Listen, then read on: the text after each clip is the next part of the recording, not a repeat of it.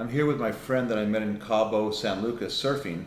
And how I met him was I was paddling on my longboard, paddling along, and then this guy goes paddling behind me really fast. So I say, hey, how do you paddle so fast? He's like the same age as me, and he was paddling like twice as fast. And we got on this talk about spiritual energy healing. And let's first of all, what's your name? David Flakler. So spell that so we know. Okay, so it's David and Flakler, F-L-A-K-E-L-A-R. So you sound it Flake-la. Flakela. Yeah. And so he's helping me try and heal the bad energy between me and my son. And I think it went really well. I had 2 sessions with him. And Shakti Shanmugam had some problems when she was young and was holding a lot of things in from her parents. And he did some amazing work on her, huh?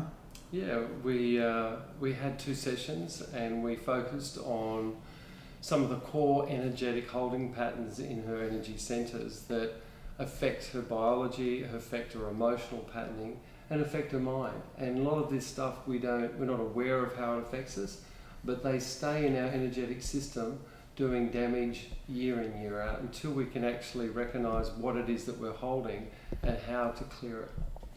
So I've learned a lot about, not judging people and letting everyone have a second chance or not, just especially not judging them, right? And Yeah.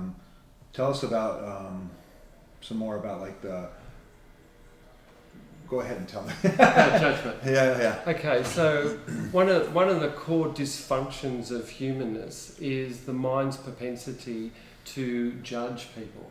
In other words, we place ourselves equal to God, if you like, and make us right and them wrong.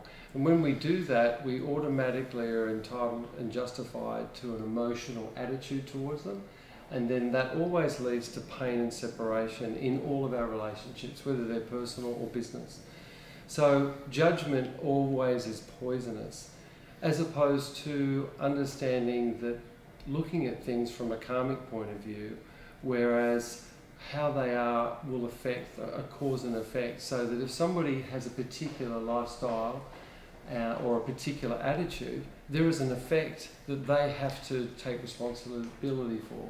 So if somebody is angry all the time, if you judge them, you're just as bad as they are because you're now going to have an attitude, as opposed to understand, well, their anger is their karma because they're sitting in their anger all the time, and that's what's going to be causing the effects of body or of emotional contraction. So when we come out of judgment into more discernment, we need to get out of our heads and more into our heart centers. And then we naturally become more compassionate to where people are at, instead of judging them and making them wrong, which causes pain. Nice. So tell us about how you have to fix this stuff while you're in life now. There is this important advantage of when we're in the body in this plane, that this is the plane of transformation. In other words, because we're in a coarser vibration, this is an opportunity to really transform our energetic wounding or our blocks or our challenges in life much easier than it would be once we leave the body. And the opportunity for being a human being is to really own our blocks that we inherit from our parents or we bring into this world.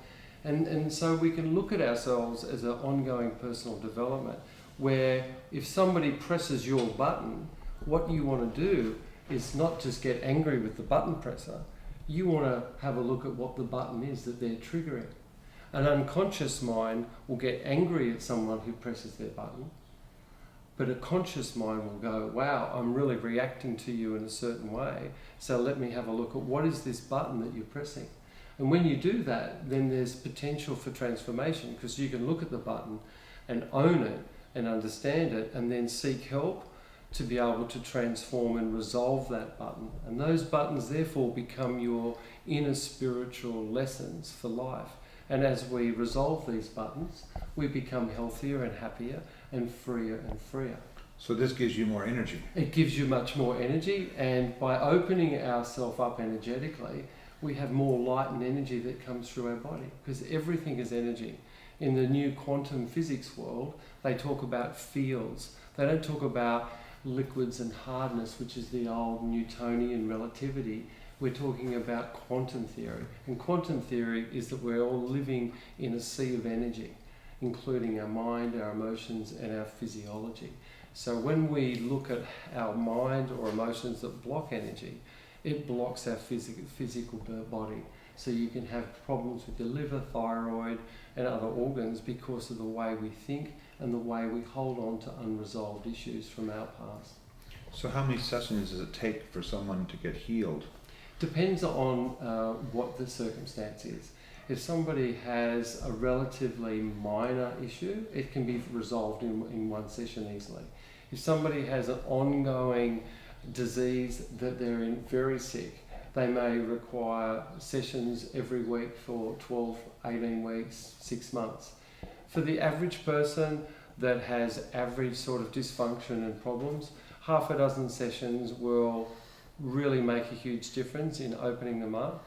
Plus, if they learn the meditations that we teach, gives them the self-care and the empowering tools to continue that development of being able to self-manage and self-care, which is really important so that people don't become dependent on me or any practitioner, that they learn the skills themselves, because I believe everyone has this healing ability within themselves if they're taught the tools and given the right opportunity.